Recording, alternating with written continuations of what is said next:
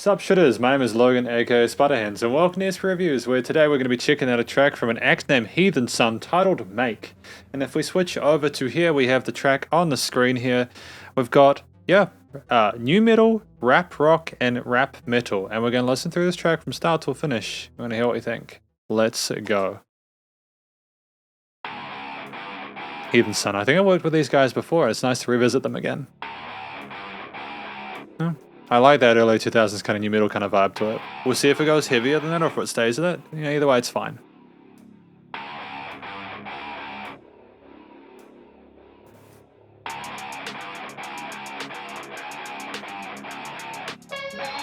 Again, I'm liking the fact that they're playing those guitars. The drums are nicely produced and sound fresh in the mix.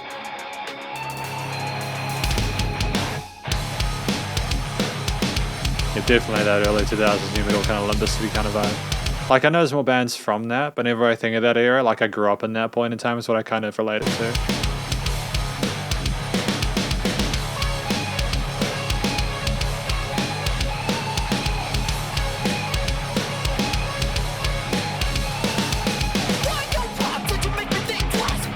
I dig it. You know, having the vocals sit higher in that mix there, sit higher in the mix above the bass and the guitar and the drums. Gives a nice fresh, gives it a sense of presence, you know?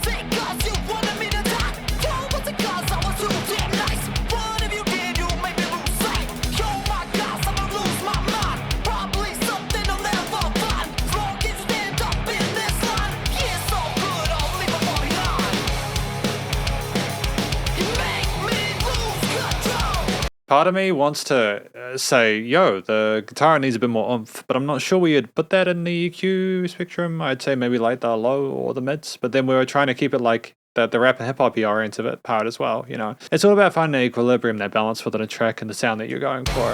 I nonetheless feel as if it's great, but the drums are really punchy. I mean, if you want sort of like a vocal sort of percussion dominant mix, you've basically got it here. The guitars sound great though. I'm not complaining about the experience I'm having. Great growly vocals as well. That's fantastic, you know. It's not easy to get a really convincing tone from that, but I like that we upped the ante a little bit there, had a bit of vocal fry in there. Good choice.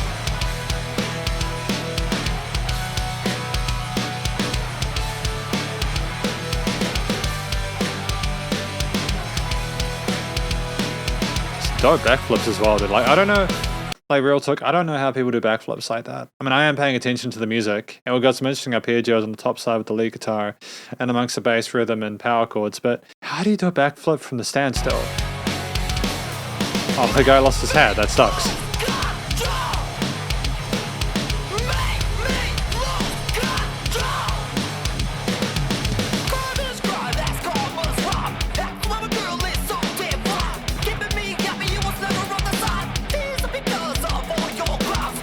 Nice vocal modulation here. I'm not really sure like how to initially interpret that, but it's almost more musical than anything else. And I know that we're talking about music, therefore, is it not inherently musical? I know sometimes it's less melodic or harmonic, but we've got like sort of a slidey modulation going on in some parts, which is a nice twist from the majority of the time where we don't have it, you know. It's fairly dry otherwise in the effects change.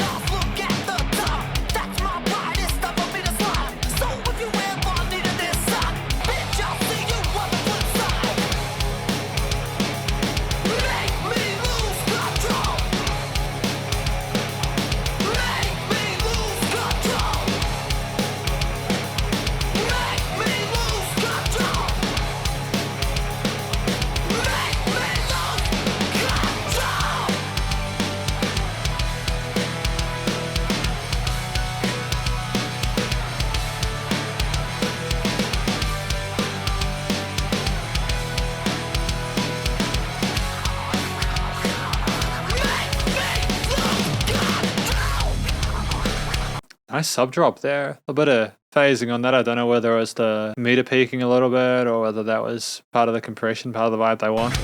Either way, it's great. The turntablism here is a fun introduction here.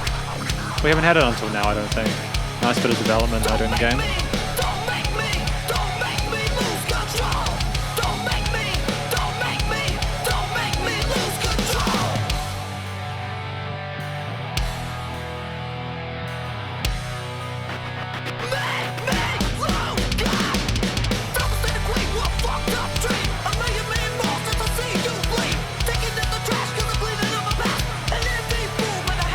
got a mood, got kind of that mood of the how do I say this? The mood of the Beastie Boys about as well as some of the vocal parts of the vocal delivery.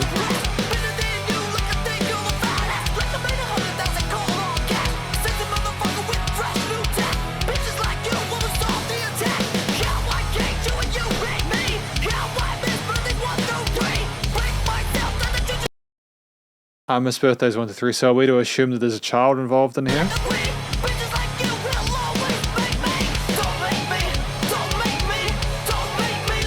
Oh, that's really sad if that's the case.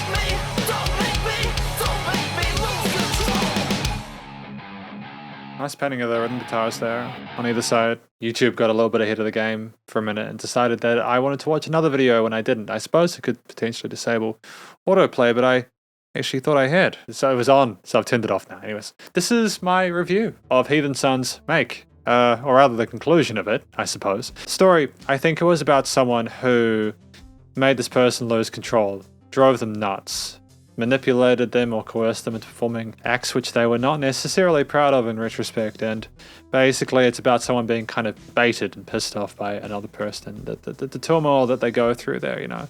They're trying to come out of it a better person, but there's just been a lot of pain and damage done. Don't make me lose control, you know. The story's interesting, you know, it's compelling. The vocal style is inherently anxious and desperate to try and get some sort of semblance of control back in a situation, and that the desperation marks its way through the way the vocals have been done in regards to the tone, the approach, the energy, the aggression pervade in both. Some like just the straightforward bits, you know, the group chants and the chorus, the growly bits that happen in occasionally, their vocal modulation of sort of a dissonance and warping going on. And there's a lot to appreciate. The guy's a great rapper and fits the mood well. The vast majority of the time we're in time with the kick, drum elements and other parts of the rhythm section, and that was great. You know, it's all we really needed there. Having it a little bit outside of that, a little bit topsy-turvy is also sometimes a good thing, because it just reminds everyone that you're not just keying everything in by the numbers, you know. It's more of an organic performance. The structure of this track, I believe it was simply like verse, chorus, for like an interlude section of some instrumental parts. There's instrumental breaks, you know, with the verse, with the intro and chorus intro and outro rather, to have us come in and out. I liked that we had that much in the sub 4 minute track. I believe we used that real estate really well, and the instrumental parts with like the turntablism that came in later on top of like the guitar, the bass, the drums, synth parts, maybe some lead guitar parts, and the vocals and everything else.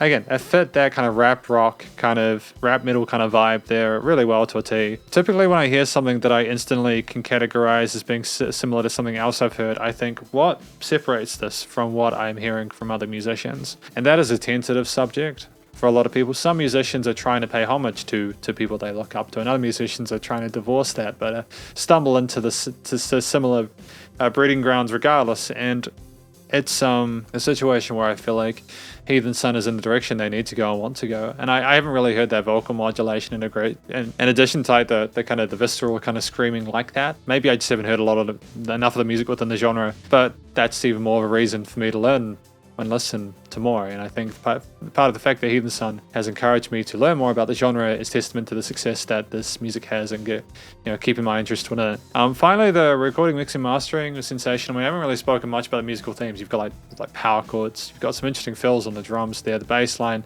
nice supportive of the kicks and rhythm section with the sidechaining done well with those lower parts of that section. And then, those interesting occasional kind of ambient lead lines there that arpeggiate and are often in time with the vocal parts, slows down the vocal occasionally when we're not going for those verse lines, and a great sense of unison encompasses the entire experience. It's very professional sounding. I think that we're in the right direction here with this, So now to get back to the production, the recording, mixing, and mastering. The only thing I would say, like the EQing, the stereo panning, the effects chains, and limited compression, and all that kind of stuff is fantastic, and there's enough change arrangement-wise throughout it. It just seemed like it was kind of empty sounding. I'm not sure if that's a deliberate thing that they were going for there. It sounded like they carved out the mids and those guitars, those rhythm guitars. And the unfortunate thing that can occur, and this is purely a subjective thing, of course, is that it sounds thinner.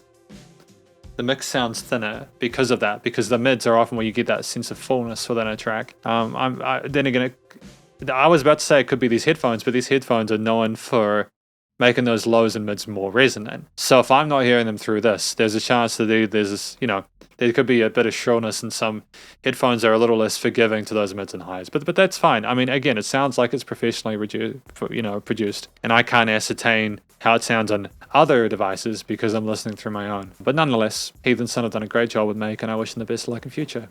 But thank you very much for watching my review of Heathensun's Make. Hopefully you enjoyed it. If you did, please do go show them some love via their various social medias and their YouTube page. Stay cool and stay safe, and please also remember to support your local musicians and artists at this point in time, as you need to help more than ever with all the crazy stuff going on in the world, and I will catch you in the next review. Spiderhands Out.